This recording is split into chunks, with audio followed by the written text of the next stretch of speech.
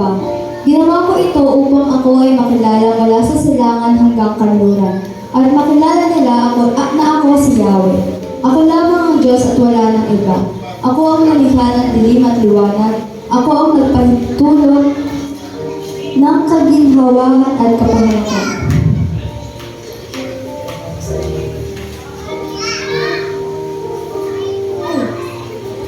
Ang sabi ni Yahweh sa kanyang bayan, panatilihin ang katarungan at gawin ang tama, sapagkat ang pagliligtas ko ay hindi na magtatagal, at ang aking tagumpay ay mahahayag na. Mapalad ang taong nagsasagawa nito, siya na tumatalima sa tuntuning ito. Ginagalang niya ang araw ng pamamahinga at lumayo sa gawang masama. Hindi dapat sabihin ng isang gayunang nakipagkaisa sa bayan ng Diyos na siya'y hindi papayagan ni Yahweh na nakisama sa pagsamba ng kanyang bayan. Hindi dapat isipin ng mga ko na hindi sila karapat-dapat na mapabilang sa bayan ng Diyos sapagkat hindi sila magkakaanak.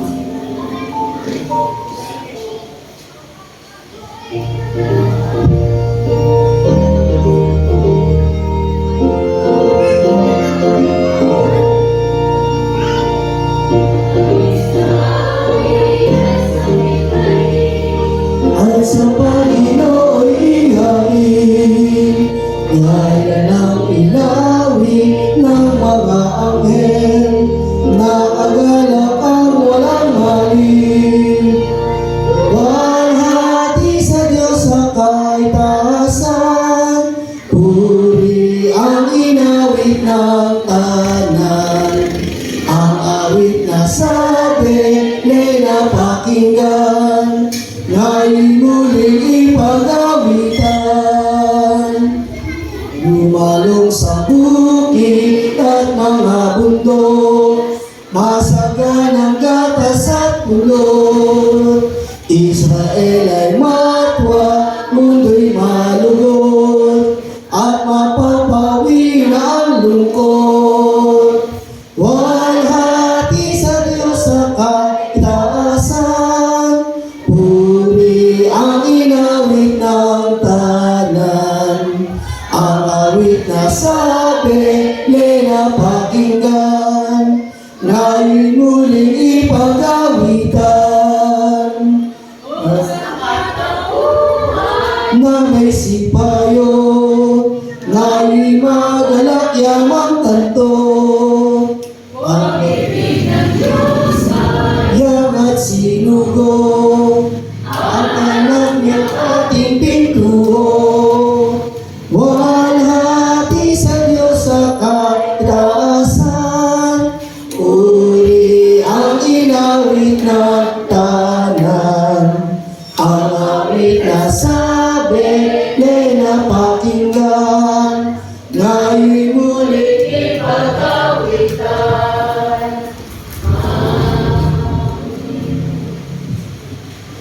Tayo pong lahat ng manalangin.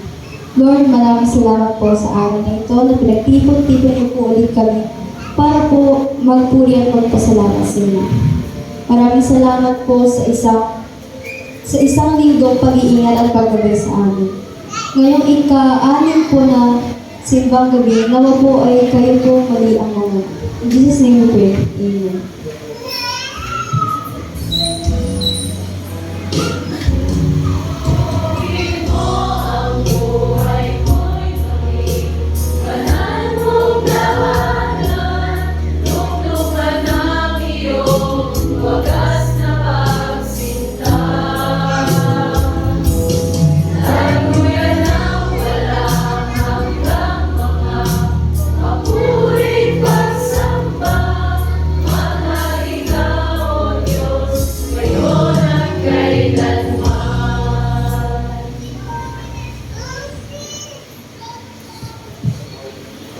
Para po sa sagutang pagbasa. Si Yahweh ay naghahari, magalang ang buong mundo. Magsaya naman magdiwang lahat kayong mga pulo. Ang paligid niya ay ulap na puno ng kadiliman. Kaharian niya ay matuwid at salit sa katanungan. Sinusunod ang kaaway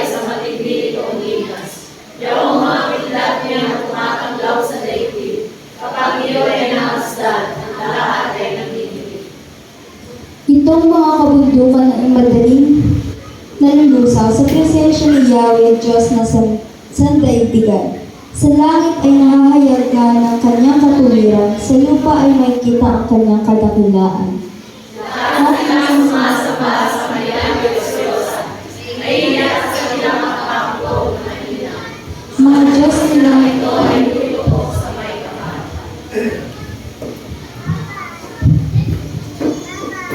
Mula po sa aklat ng San Lucas chapter 2, beginning verse 5 and verse 7.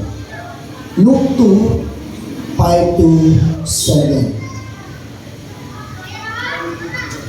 Ang sabi po dito, from verse 5, kasama niya sa nagpapalista ng malapitan, kasama niya sa nagpapalista ang magiging mag-asawa niyang si Maria na nooy malapit ng manganak. At habang naroon sila sa Bethlehem, dumating ang oras ng panganak ni Maria. Sinilang niya ang panganay niya na isang lalaki. Binalot niya ng malamping at ang sanggol at hiniga sa isang sapsaban dahil walang lugar sa kanila mga bahay panluluyan. Ang Diyos po ang magpala sa pagbabasa ng kanyang buhay at banal na salita.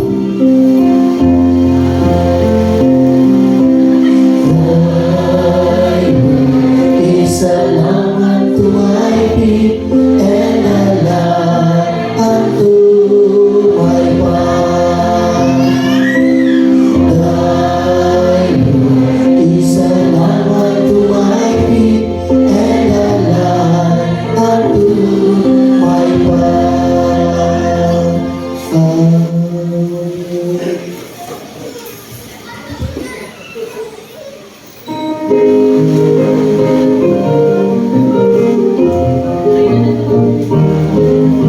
Ngayon naman po tayo maghapon.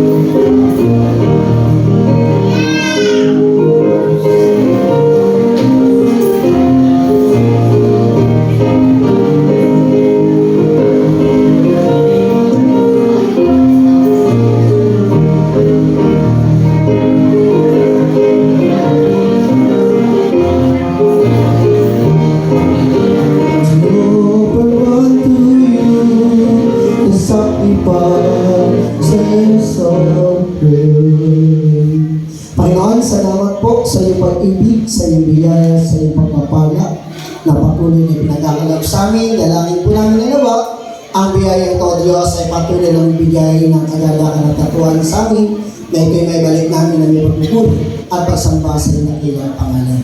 Sa iyo namin, Panginoon, pinagkakatiwala ang lahat ng aming tinanggap sa aming buhay na ikaw ang nakaloob, ikaw ang tunay na bigay. Sa pangalan ni Jesus, Amen.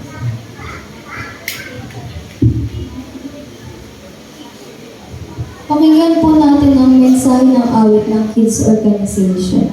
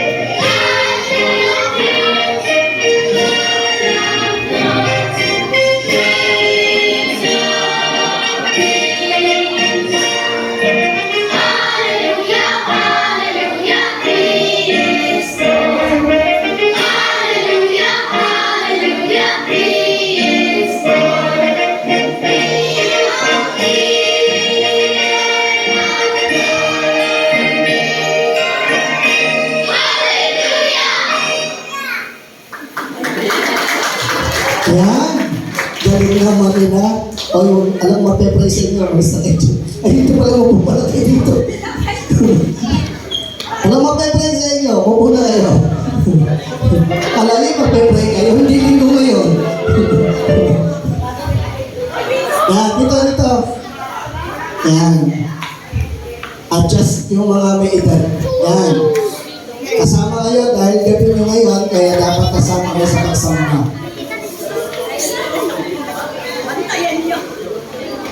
Yan.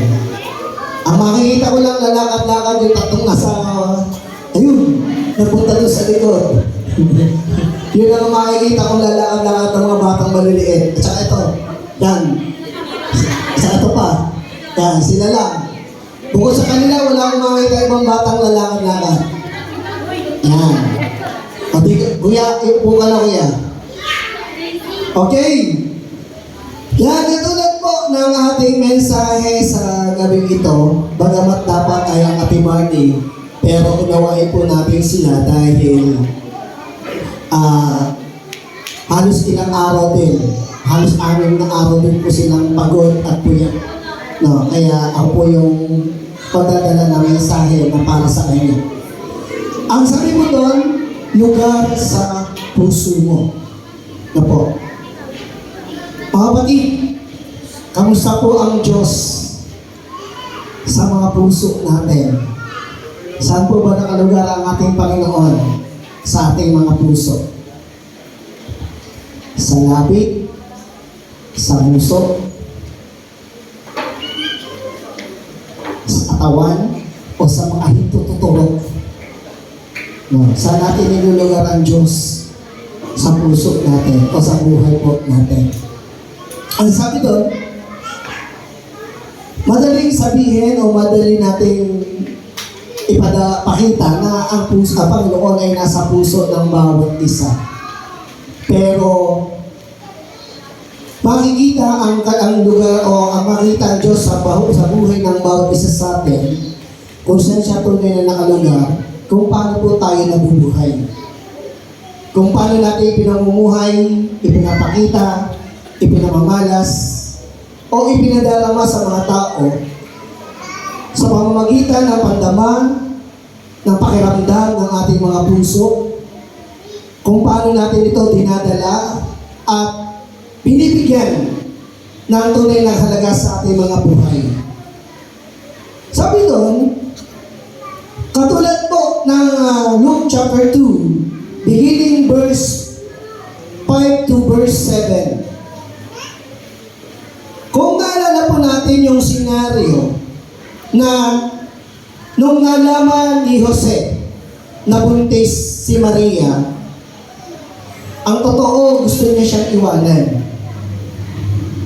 Kasi sa panahon nila, pag ikaw ay isang dalaga na buntis, na na hindi ka kasal, na wala kang asawa, ikaw ay lumalabas na isang babaeng makasalanan at isang babaeng nakikiapin.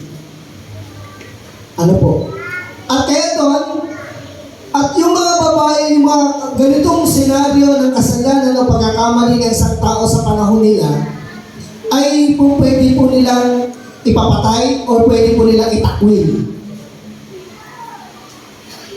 Subalit dumating doon sa time na nung namamahinga na si Jose, ay ginausap siya ng anghel ng ating Panginoon at sinabi sa kanya na huwag niyang iwanan si Maria sa ganung kalalagayan. Kaya kung pamasinin po natin, si Maria po ay nagbuntis hindi po dahil sa kagustuhan o sa nais ng dalawang taong nagmamahal.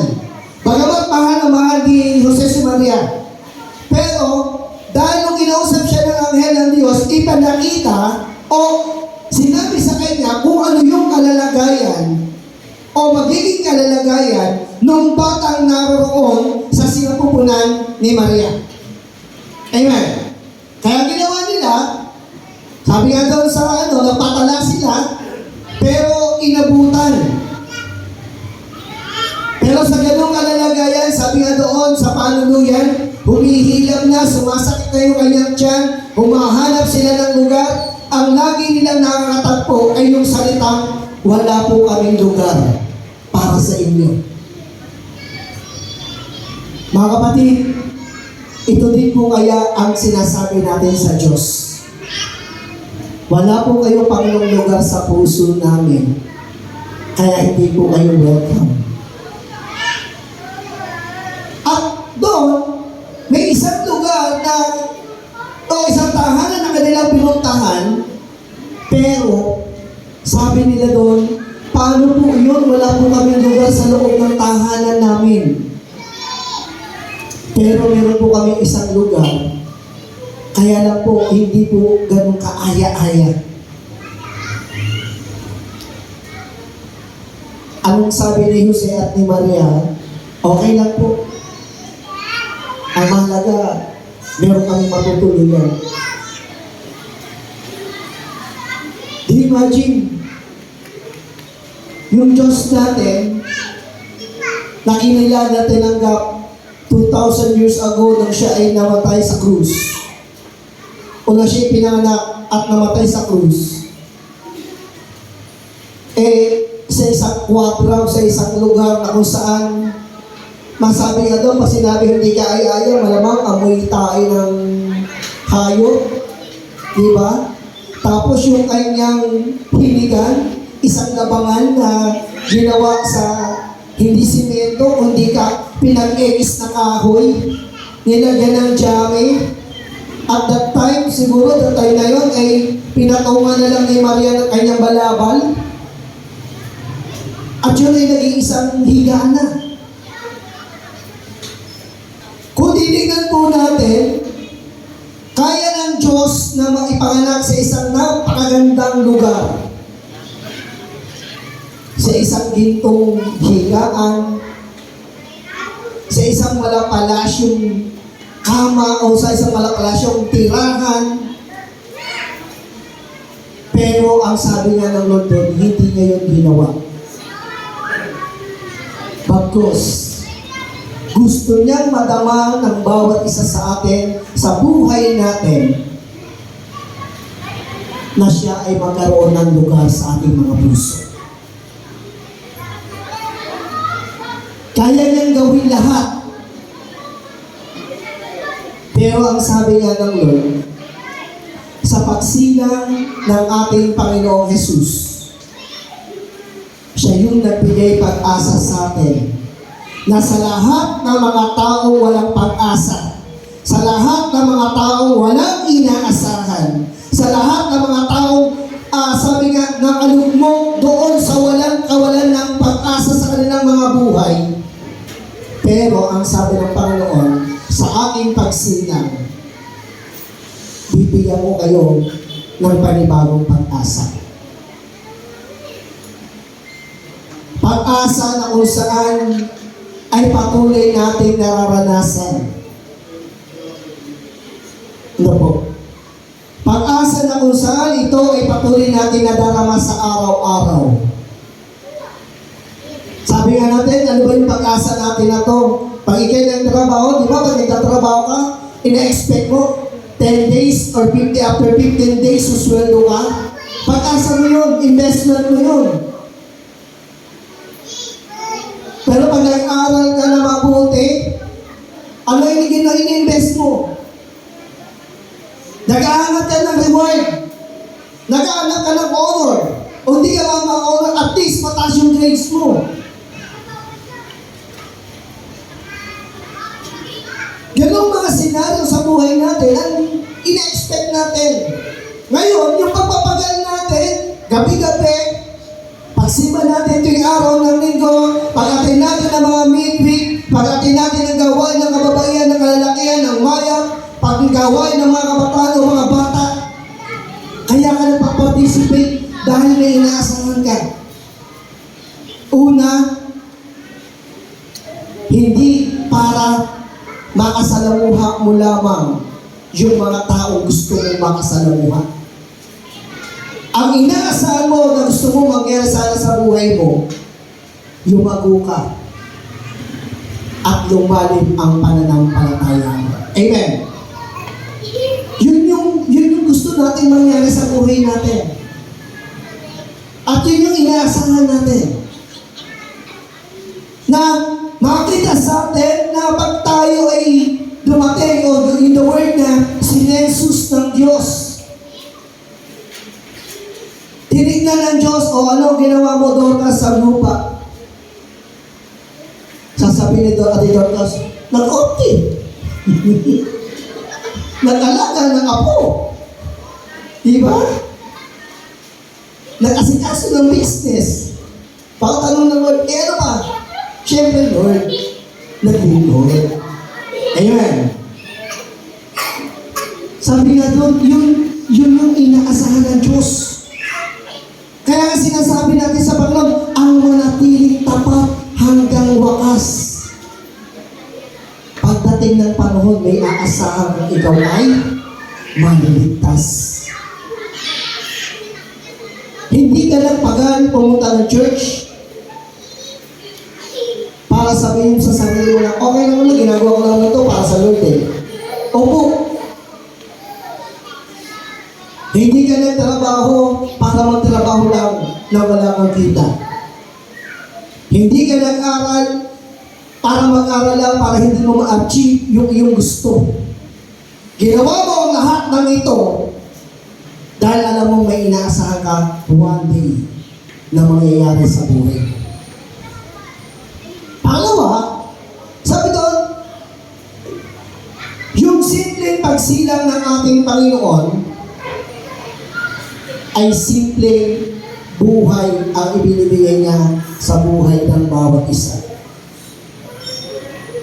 Sabi doon, si Jesus ay pinanganak sa isang sabsaban, hindi para sa isang marangyang lugar. Pero napakabuti po ng Diyos. Amen. Kasi marangya yung buhay natin. Bakit? Basta kayo nakakita, yung iba kumakain sa beses sa araw lang. Tayo, most likely, kumakain tayo 3 beses. Ilang beses yung snack. Morning, lunch, dinner, minsan nagpipitong pa, 4 pa. Bakit? May midnight snack pa. O kung talagang medyo hindi pa satisfied, may early breakfast pa. Bukod pa dun sa breakfast na gagawin niya. Napakasimple yung sinasabi natin na payak na buhay, pero yung payak na buhay na yun, yung simple na payak na buhay na yun, yun yung nagbibigay sa atin ng tunay na kaligtasan at tunay na kagalakan sa Diyos. Kaya nga, ang laging pinapaalala sa atin ng Diyos, masyahan tayo kung ano yung meron. Pero totoo, nung panahon ni Jesus, hindi lang nasyahan ng mga tao eh. Bakit?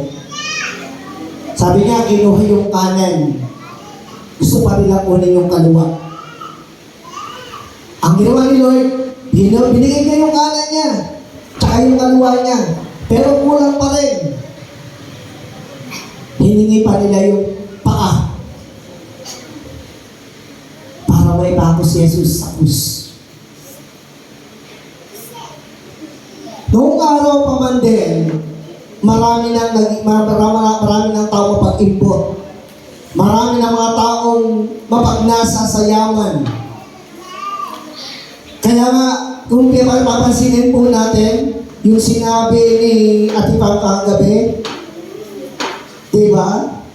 Nung nalaman yung mga bata na may sinilang isang batang lalaki o may sisilang isang batang lalaki, anong ginawa? Pinahanap lahat yung batang lalaki na mula 2 taon pababa. Sabi nga ng Ate Amy, hindi lang si Jesus ang muntik na eh. Maging si Moises. Si Moises, kakapanganak pa lang din. Pinati-agad na. Bakit? Dahil gusto ng Diyos na makita sa ating buhay, yung simpleng pamumuhay, Kahit siya tinatawag natin na payak na buhay, pero masaya, maligaya. Hindi inalaw na mawala yung mga tao magiging tagapagligtas o yung tao magliligtas.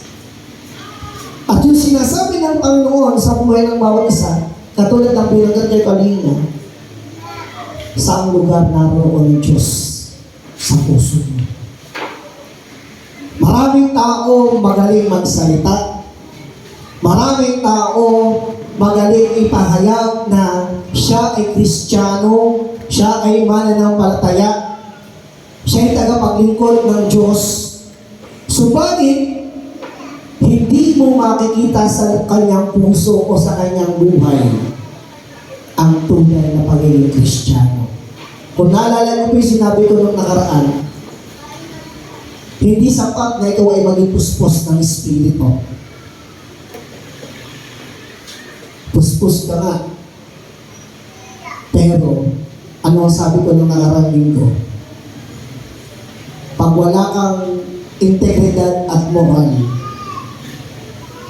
nababahiran ang banal na Espiritu ng isang bagay o pagkakasala na ginawa natin.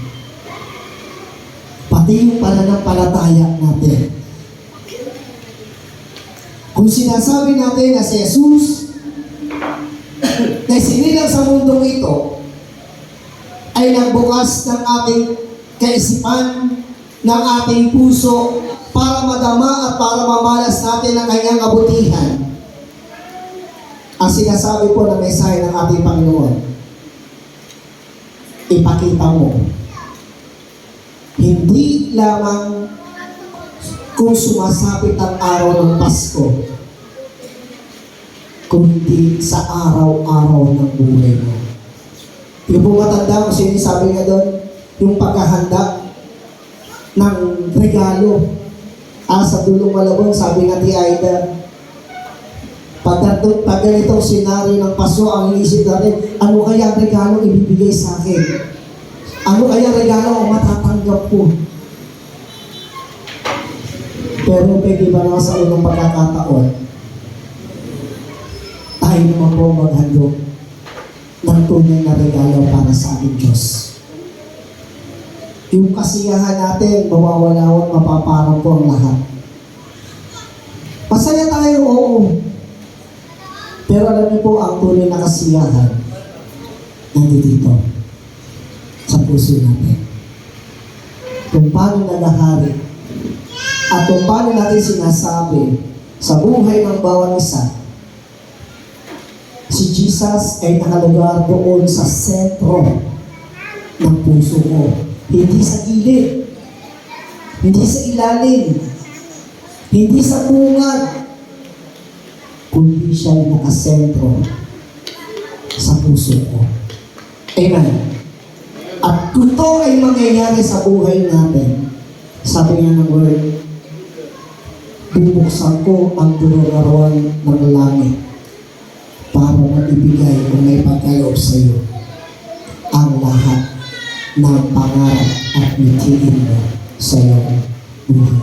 Sa pangalan ng Ama, ng Anak at ng Espiritu Santo. Amen.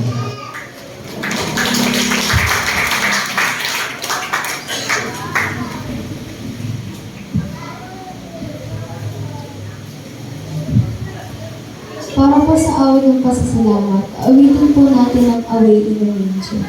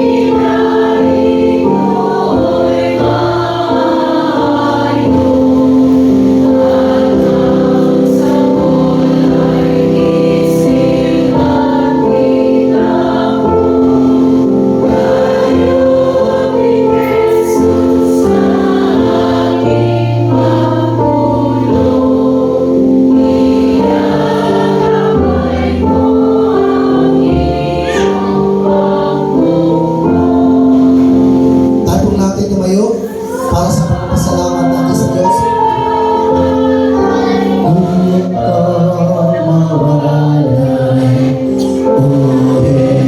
Jesus na Panginoon ko buhay at ang lahat sa iyong mga himlay.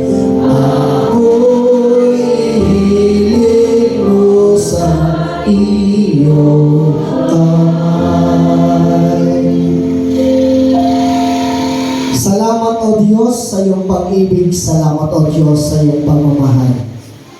Tunay na sa aming buhay. Nais ka namin ilagay sa sentro ng aming mga puso o ilugar sa pinakamaganda at pinakamabuting kalalagayan. Panginoon, salamat po sa umaga ang gabing ito. Salamat sapagkat alam namin na sa aming buhay, minsan ay naisasantabi ka namin sa aming puso, sa aming isipan, sa aming buhay pananampalataya. Sapagkat maraming nagiging sagabal o nagiging nagbumabalang o nagbibigay balakid para maisentro ka namin, mauna ka namin. Tunay na makita namin ang iyong kabutihan. Pero ang iyong pangako doon sa Matthew chapter 6, beginning verse 34, O God, 33, Panginoon. Kung uunahin ka namin na ikaw ay aming hanapin. Kung uunahin ka namin na papurihan, pasalamatan, paglingkuran, ang iyong pangako, O Diyos, ay daragdag mo ang lahat ng bagay para sa aming mga buhay. Panginoon, salamat po sa patuloy na pagdaragdag mo ng katuwaan at kagalakan sa aming mga buhay nito. Salamat sa patuloy na pagtugon sa bawat panalangin ng iyong mga anak.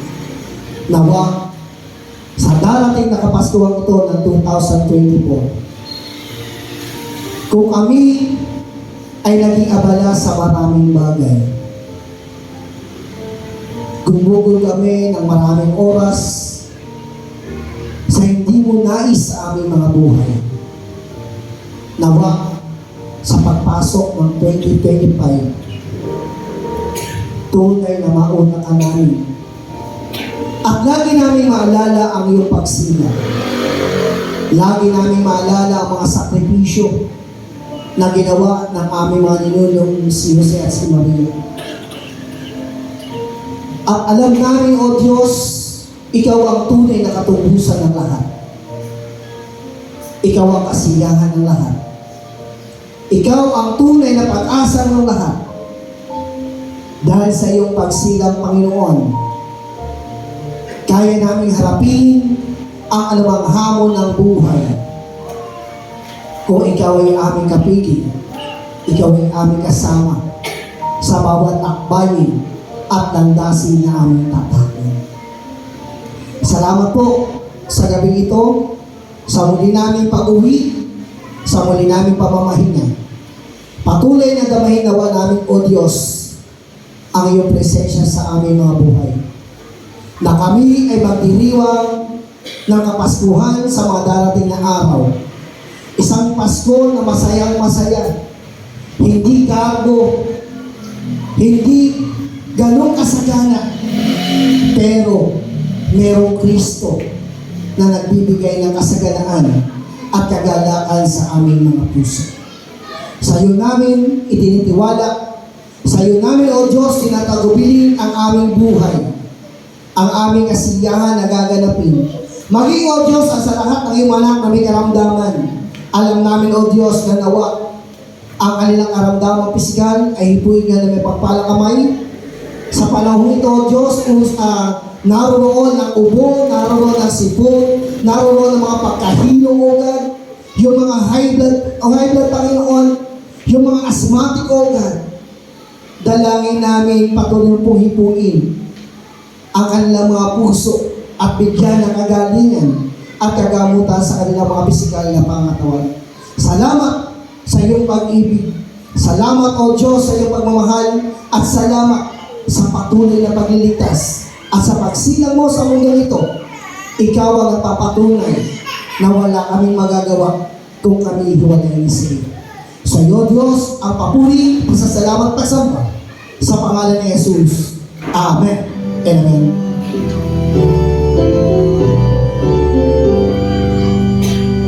Purihin ang napapala sa nilikha, purihin sa kalamitan, Ama, Anak, Diwang Banal. Amen. Patuloy po natin tanggapin ang Diyos na mga sumasalangit, kadakilan at kapangyarihan na namasa sa Kristo, ang pakikipisan at pakikipagpindahin ng Santong Espiritu, ang siyang maghahari sa ating mga puso, sa ating mga buhay, mula ngayon at magpakailan-kailan pa man. Amen. Amen.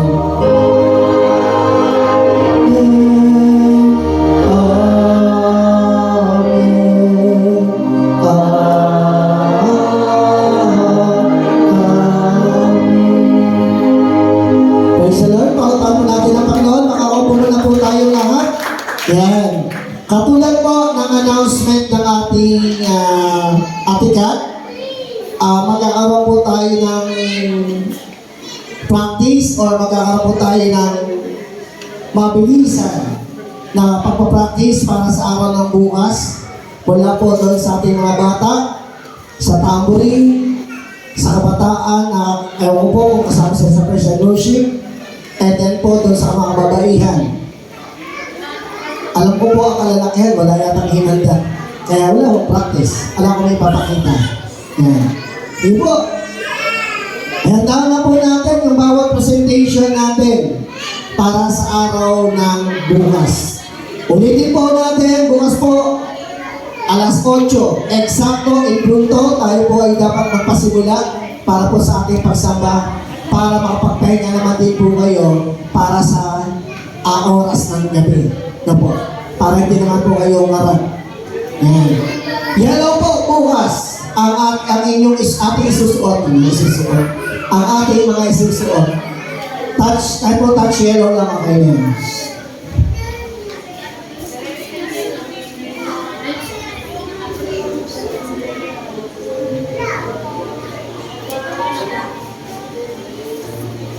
Yes.